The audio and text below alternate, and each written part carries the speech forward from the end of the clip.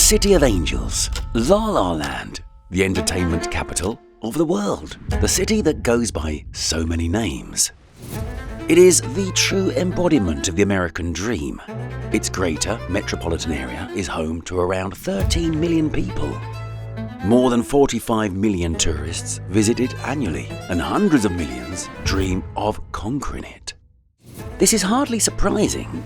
After all, this is the place where Hollywood blockbusters and top music hits are born, where events like the Oscars and the Grammys are held annually, where you can encounter your favourite music artists and actors waiting in line for a latte, where you can immerse yourself in the culture of hundreds of countries just by walking through neighbourhoods without ever leaving the US. But there is also something else here, a world hidden from eyes of millions. A world that's buzzing underneath the streets. A world where mysterious tunnels coexist with oil wells and forgotten bunkers. This world is an integral part of Los Angeles, a city that you have certainly never seen like this before. Today, we'll go through its underground layers and reveal their secrets. What lies beneath Los Angeles? Don't forget to like and subscribe to our channel to see even more interesting content.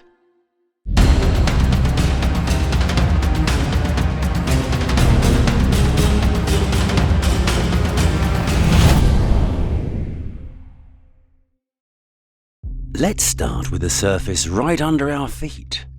The area of Los Angeles is 1,299 square kilometers, and that's just the principal city. But when talking about Los Angeles, people often mean the entire metropolitan area, known as Greater Los Angeles. We are now at level 0, right on the surface. The urban area covers 5,910 square kilometers. Various types of pavement, such as asphalt, concrete, and paving stones, account for about 40% of this area. The remaining 60% is open ground in parks and private properties. Beneath this surface lies another Los Angeles, a mysterious and fascinating underground world. We're on our way to discover it. We have to struggle through the hard pavement layer to reach a depth of 10 centimeters, 4 inches.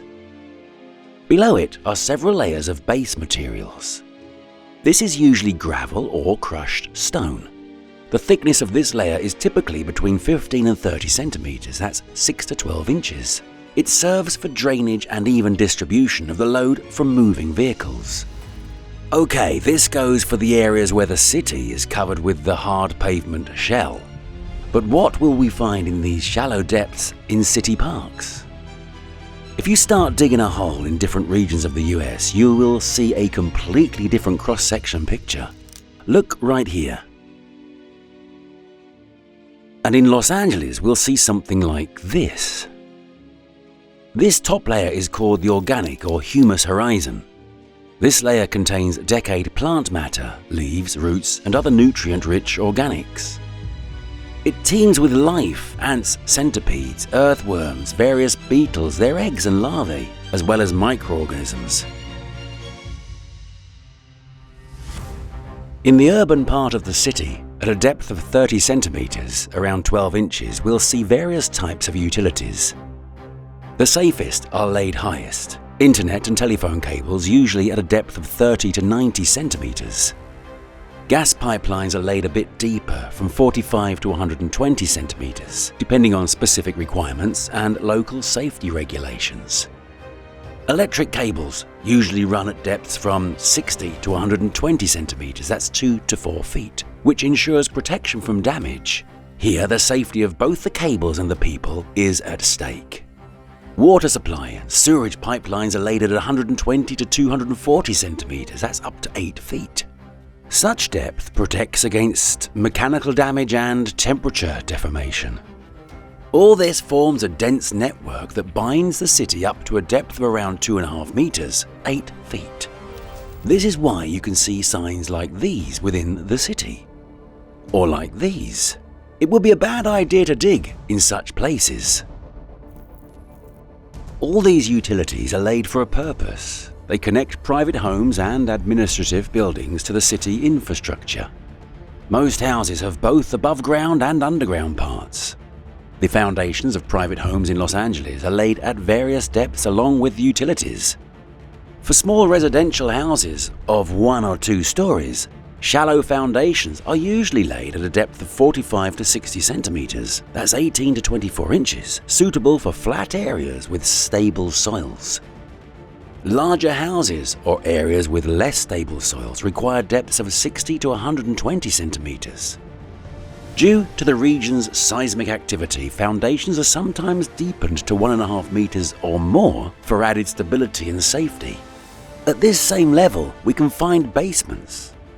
In the southern US, basements are less commonly built in private homes than in the north, but they exist. Shallow basements are at depths of 1.5 to 2.5 meters, that's 5 to 8 feet, while proper basements are at depths of 2.5 to 3 meters from the ground level. That's not all. There is much more hidden beneath Los Angeles.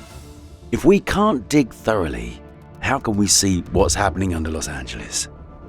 Now let's imagine that we descended underground to the level of utilities and acquired a superpower to move quickly through the earth. Moreover, we can pass through the soil and everything else, not burrow like a mole. It's pretty cool, right? Let's continue our journey through underground Los Angeles.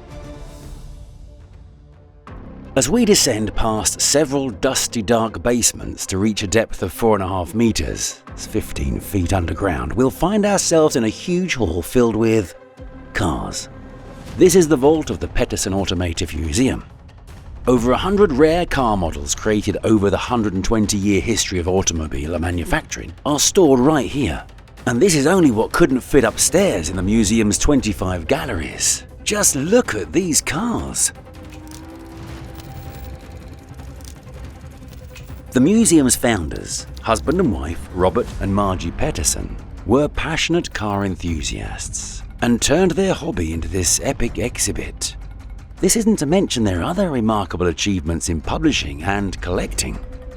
We're diving right into the gleaming polished floor of this vault, descending even deeper. But we don't have to go down for long. At a depth of 3 to 4 meters, 13 feet and onwards, we find ourselves in yet another strange room. And it will sharply differ from the luxury shine of the Peterson Vault. We find ourselves in some dark tunnels. There is an atmosphere of abandonment here. Our tunnel intersects with others, but the scene is the same everywhere. Dirt, old graffiti and crumbling brickwork. What are these abandoned catacombs and why are they here? They present such a stark contrast to the bustling urban life above. Here, you can also see some old rails. It seems like nothing has run on them for a very long time though. Now things become a bit clearer. These tunnels under Los Angeles were once operational railways that belonged to 2 separate lines. The Pacific Electric Red Car and the Los Angeles Railway Yellow Car. They were used from the late 19th century until the 1960s. The entire underground complex still vaguely resembles a set of railway stations, but decades of abandonment have left their mark, making these places quite grim. And it's even more intriguing to delve into the history of these tunnels. During the Prohibition period from 1920 to 1933, an underground and dark life thrived here in every sense of the word. While the world above endured enforced sobriety, these tunnels were actively used for bootleggers to transport illegal alcohol, and there was also illegal bars operating underground. Rumor has it that over the decades, these tunnels were used by the police to transport prisoners by the mafia, to dispose of bodies by the banks, to move cash, and much more. Quite a place, huh? This is not just some underground dungeon. It's an impressive network of tunnels, about 17 kilometers, 10 miles long.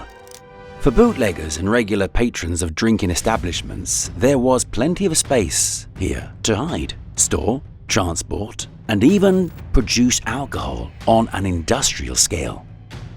The above-ground establishments were cleverly disguised. For example, the townhouse in Venice. Here, customers slipped through a concealed door on the floor and entered a room that could hold no more than 2 people at a time. Or the King Eddie Bar, founded in 1906. During Prohibition from 1920 to 1933, it opened as a piano store. Yet its basement continued to operate as a bar. Rumour has it that it was directly connected to this very underground tunnel system. Such establishments adopted the name Speakeasy, and some of them have become historical landmarks of Los Angeles. Nowadays, it's not easy to access these tunnels legally. This is primarily due to safety concerns, as part of the brick archways regularly fall off. However, sometimes enthusiasts manage to do it. In some places in the city, you can even descend to the tunnel level by elevator or escalator. But let's continue our journey. We are passing by the city utilities and a bunch of other things, and suddenly it seems we've ended up in someone's basement again. But there's something unusual here. There's almost none of the usual everything but the kitchen and sink stuff people typically store in basements. Instead, we see a room clearly set up for the long-term stay of several people. Bunks, sleeping bags, hygiene supplies, as well as canned food, medicines, and even collections of magazines. Someone clearly intended to survive a zombie apocalypse here. This is a shelter that came as a bonus to people who bought a house in Los Angeles in the San Fernando Valley area. The thing is, the previous owners equipped it back in the mid-20th century when the threat of nuclear war was not just plausible, but very real. And nothing has changed there since then. The shelter has turned into a real-time capsule. It should be noted that this is not a bomb shelter, but specifically a fallout shelter. Although it's located several meters underground, it would not have withstood a close nuclear explosion. Such shelters were built during the Cold War when the threat of nuclear war between the United States and the Soviet Union caused serious concern. Looking at this place, one can't help but wonder, how many more such shelters are there in Los Angeles? We can answer. Thousands. Under many administrative buildings, under McDonald's restaurants, under schools, under churches. Many bunkers were kept strictly secret, their existence becoming known only many years later when some were opened to the public. Of course, not all of them are such time capsules. Many of them are probably just used as basement spaces now. But you could quite possibly find among them shelters like that, like this one, are filled with essentials from the Cuban Missile Crisis era. On the official Los Angeles government website, lacity.gov, you can download the following document. The appendix lists the addresses of 2,900 public shelters in Los Angeles, and this is just a fraction. You can find the full list in the catalogue of the Los Angeles Central Library. If you've been to the USA, or even more so, if you live there, you have probably seen these signs. You most probably didn't pay attention to them. By the way, these are not only public shelters. We started this story with a private one. So, are there probably more? Most likely, yes. Someone once asked on Quora, are there any private bunkers in Los Angeles, California that can be rented or hired out as fallout shelters during an emergency? The retired police officer and military person comprehensively answered this question.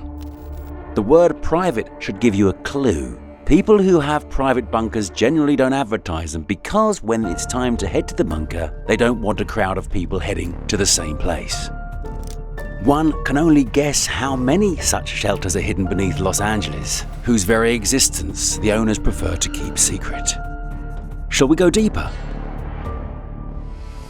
Descending another several feet, we find ourselves in yet another tunnel. Well, that's hardly surprising.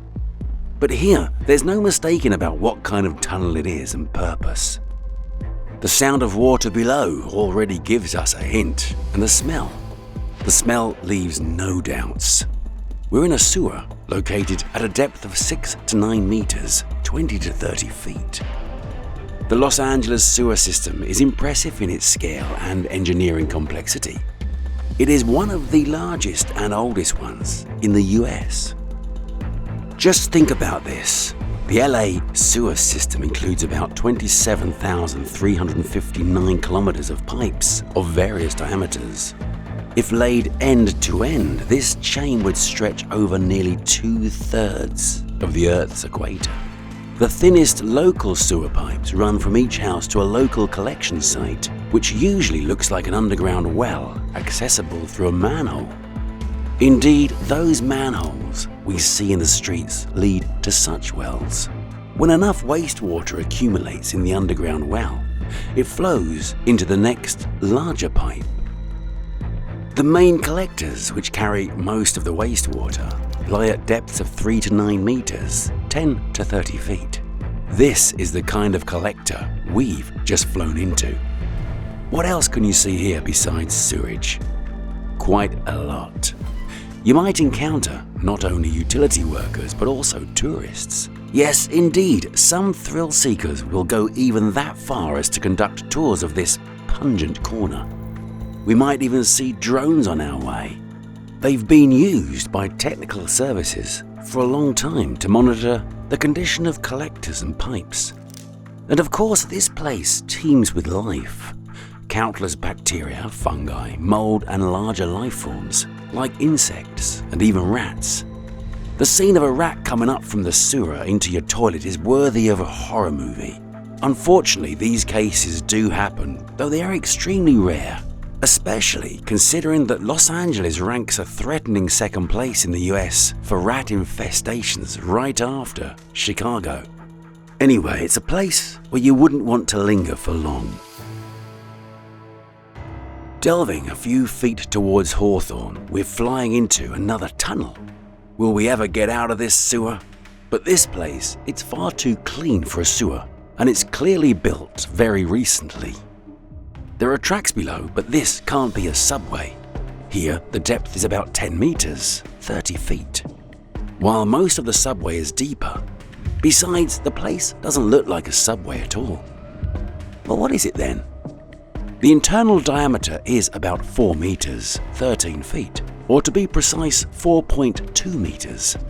The tunnel is straight and even stretching for 1.83 kilometers, 1.14 miles. There's nothing to speculate on further. However, the tunnel is suspiciously close to the headquarters of Elon Musk's SpaceX company. This is clearly not a coincidence. And finally, everything starts to make sense. This is the very same boring test tunnel built by Musk's The Boring Company in 2018. It was an epic construction project that started in 2016. The tunnel was built by a machine developed by The Boring Company. And here the ambitious Musk decided to set another record. When construction started, he spoke at TED and explained that even a snail moves on average 14 times faster than a typical tunneling machine. His plan was to improve the machines to the point where they would move at least faster than a snail. At the tunnel opening party, Musk brought along his pet, a snail named Gary. This was already the 6th snail, as they don't live very long, but it surely served as an inspiration for Musk's next bright ideas. One cannot say that he managed to outpace the snail, since the construction of the less than 2-kilometer long tunnel took about 2 years. Nevertheless, the construction process provided many useful insights and, in general, the efforts were not in vain. Moreover, thanks to it, another Boring Company tunnel operates under Las Vegas. The tunnel under Los Angeles was built as a test bed to try out the Boring Company's idea on innovative public transportation, including Hyperloop. These ideas were later realized in the Las Vegas Convention Center Loop. Let's dive into the depths of underground Los Angeles and go southward, gradually descending a few more feet through the familiar landscape of pipes, wells, building foundations. Here, at a considerable depth of 10 to 15 meters, 33 to 50 feet, we find ourselves amid dazzlingly luxurious quarters. Yep, we're in an underground private house. It has a chic banquet hall, a luxurious sauna and spa, and even a well-equipped tennis court. Additionally, there's a ballroom with marble columns and crystal chandeliers. Next to this classic luxury is a state-of-the-art movie theater with all the high-tech attributes. All these rooms, designed for various purposes, are located on several underground floors. What is this place anyway? We are at Hacienda de la Paz, a luxurious mansion located in rolling hills. Its standout feature isn't just its incredible opulence, but the fact that this luxury extends to extensive underground levels. The total area of the underground spaces is several thousand square feet, comparable to the area of the house above ground. This magnificence extends downward over 5 floors, reaching a total depth of 15 meters, 50 feet. Why build all this luxury underground rather than above? The reason is that only single-story buildings are allowed in this area. Indeed, the surface level complies with all regulations. There is only 1 floor, but these rules say nothing about building underground. And thus, Hacienda de la Paz emerged. Not just a house, but a true underground palace, astonishing and delighting us with its scale and sophistication. Let's go on, shall we? We are going to the lowest floor and diving even deeper. What awaits us at a depth of 20 to 30 meters, 65 to 100 feet? Don't forget that Los Angeles is, after all, a metropolis with towering skyscrapers. And they too have foundations. These are massive monolithic engineering structures made of concrete and steel that are absolutely needed to support giant buildings. Several types of foundations are used for skyscrapers, mainly pile and mat foundations. Piles can reach from 20 to 60 meters, 65 to 197 feet deep, or even more depending on geological conditions and structural requirements. In the seismically risky environment of Los Angeles, high-rise buildings mostly have even more reliable monolithic concrete foundations. For example, the Wilshire Grand Center, the tallest skyscraper in Los Angeles, uses a so-called mat foundation. This is a solid concrete slab, 5.5 meters thick, that supports the entire building, distributing the load over a large area. The main steel columns that support the skyscraper's frame are embedded within this massive slab. The construction of this foundation involved one of the largest continuous concrete pours in US history. In seismically active areas like Los Angeles, skyscraper foundations also include special seismic isolators that help reduce the impact of earthquakes. Seismic isolators are typically made of rubber and steel. They are installed between the building's foundation and its above-ground structure, creating a flexible layer that absorbs tremors. These massive engineering structures are what we'll continually see if we fly below the surface in the downtown area. And of course, skyscrapers have their own basements, though this is a massive understatement as the lower levels of large buildings often extend several floors underground. It's hard to just call them basements, considering their size. For example, both skyscrapers in the California Plaza complex on Bunker Hill in downtown Los Angeles have some of the deepest underground parking and infrastructure in the city, which is at least 5 floors deep. But perhaps the deepest underground levels belong to the Wilshire Grand Center, one of the tallest skyscrapers in Los Angeles. The skyscraper has 6 underground floors that include parking and technical facilities. They go approximately 27 meters, 90 feet deep. That's actually very deep, and even deeper than most of the tunnels and subway stations in Los Angeles. By the way, what about the city's subway? How deep does it go, and what's it like? Well, it seems like we've already reached the deepest part of the subway level. The deepest subway station in Los Angeles is the Wilshire Western Station on the Purple Line. It's located at a depth of about 27 meters, 90 feet. This station serves downtown LA and is an important hub for passengers traveling throughout the city. At what depths do the other subway lines run? It depends on the specific section. Some tunnels are only a few feet underground, while others reach 10 meters, 33 feet down, or even deeper. If we wanted to explore the total length of the Los Angeles subway tunnels, that would be quite a task. The entire network stretches over 170 kilometers. And if anyone tells you ghost stories about workers lost in the tunnel maze 100 years ago, we're afraid we have to disappoint you. The Los Angeles subway is relatively new. It began operation only as late as 1990. This is literally yesterday compared to the New York subway, and even more so the London Underground, which we talked about in previous videos. This is likely because most local residents have their own cars, so authorities focused on building new highways rather than new public transportation systems. Well, what other interesting things can we find if we go deeper and deeper under Los Angeles? Is there anything else at all? Let's take a look and find out. Going deeper, we'll often encounter water columns. What are these? These are private and industrial wells that draw water from deep aquifers up to 90 meters, 295 feet deep. This is how they look if you see them directly from the ground mass. And there are quite a few of them in the city. What's next? The deeper we go, the more monotonous the landscape becomes. At a depth of 100 meters, 330 feet, we see only sand, rocks, and occasionally pockets of deep water deposits. And then a city legend of Los Angeles comes to mind, one that has never been taken seriously. But now, being at such a depth, we might encounter underground reptilians. Hold on, don't switch off just yet. Let us explain.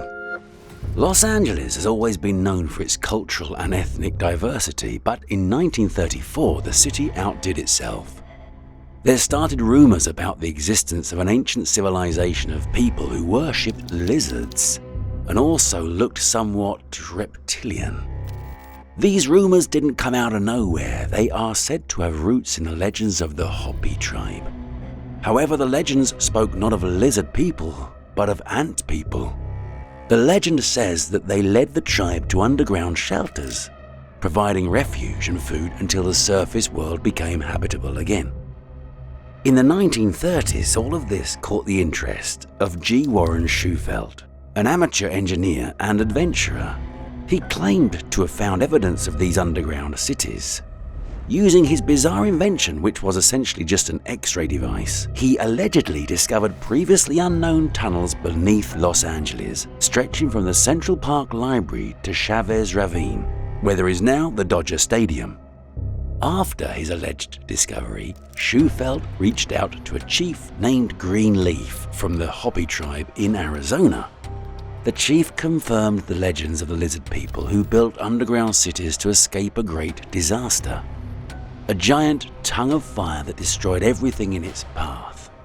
These cities were dug with the help of some chemical substances, and the tunnels provided ventilation thanks to the tides. Having this knowledge, Shufelt began excavations on Fort Moore Hill in downtown Los Angeles. He even managed to get permission from the city authorities and drilled nearly 100 meters, 250 feet underground, hoping to find tunnels. However, instead of tunnels and underground chambers, he found only dirt and water. The site quickly flooded with groundwater and the search had to be stopped. Shufelt was never able to prove the existence of the underground city. Despite Shufelt's failure, the legend of the lizard people continues to live in the city's mythology. Even without real evidence, this story has become part of Los Angeles' cultural heritage. Some still believe in the existence of lizard people and continue to search for their traces in other places, such as around Mount Shasta in Northern California. So if you had the real and not imaginary chance to find out whether lizard people lived under Los Angeles, would you investigate? Comment down below. Whatever the case, this is just 100 meters, 330 feet deep. It's riveting to see what lies even deeper. We're going a few hundred feet down. Here's what we encounter, something black and viscous like tar. Hold on, actually it is tar. but it quickly becomes clear that in this case the tar just lines the inside of some reservoir filled with something black and oily. It's oil, a whole lake of oil under Los Angeles. Yes, the city lies directly on a large oil field. It's located north of downtown Los Angeles. Long and narrow, it stretches directly south of Dodger Stadium and continues westward to Vermont Avenue, covering an area that is about 6 kilometers, 4 miles long. The oil in the Los Angeles City oil field is relatively close to the surface. That's why we reached it so quickly. The field has 3 separate productive horizons, or vertical zones, which are sequentially numbered as the first, second, and third zones. The average depth of these 3 zones from top to bottom is approximately 900, 1,100, and 1,500 feet, 457 meters. Those who have never been to Los Angeles might immediately ask, does this mean oil is extracted right in the city? Are there oil rigs right in the streets? You'd be surprised, but yes, the history of oil extraction in Los Angeles is deep, dramatic, and sometimes surprising. Tar has been seeping to the surface in these areas since prehistoric times. The Native American population used it for waterproofing and other purposes. They didn't know about oil and its value then. But once its value was recognized, that's when the real story began. The earliest known well in the field, called the Dryden Well, was essentially a relatively shallow, hand-dug pit near the intersection of 3rd Street and Colorado Street in 1857. In 1890 to 1892, several prospectors made more determined efforts to establish new wells. The most successful was Edward Doheny and Cannon's Well. Doheny figured out how to use a pointed eucalyptus log as an improvised impact hammer to deepen the well. At that time, there were no regulations in California regarding the distance between wells. Therefore, anyone with $1,000 to $1,500 to spend on drilling an oil well could potentially become rich. By the way, the most successful entrepreneur in this area was a piano teacher from Kentucky named Emma Summers.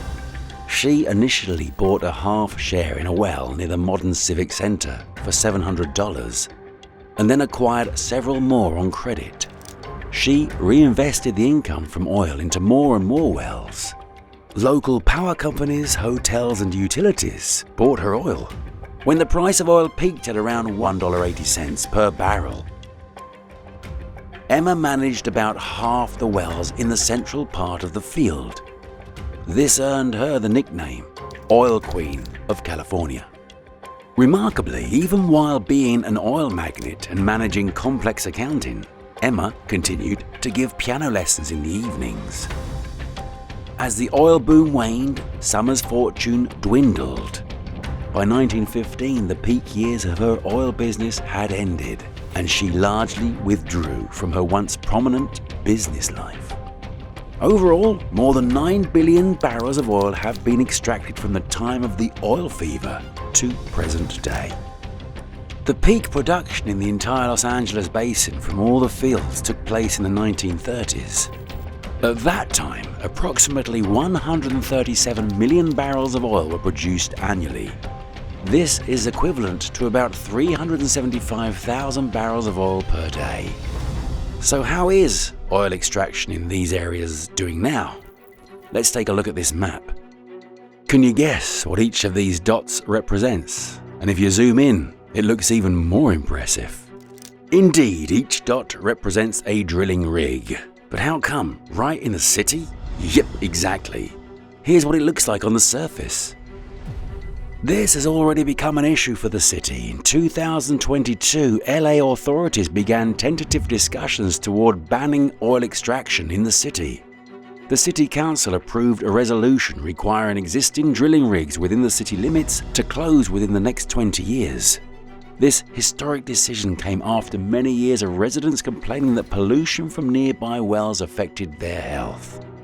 Currently, it's prohibited to establish new oil rigs and gas wells in Los Angeles. The old ones remain for now. Alright, so what lies below this oil lake under Los Angeles? Let's imagine that we've reached the bottom of the lake and are now going deeper and deeper. Finally, we would find ourselves at a point where the drilling of the deepest oil well in Los Angeles stopped. The depth is 2,300 meters, about 7,500 feet. But there is no oil here. It all remained much higher. Drilling stopped because beyond this point there would be nothing but sand and rocks.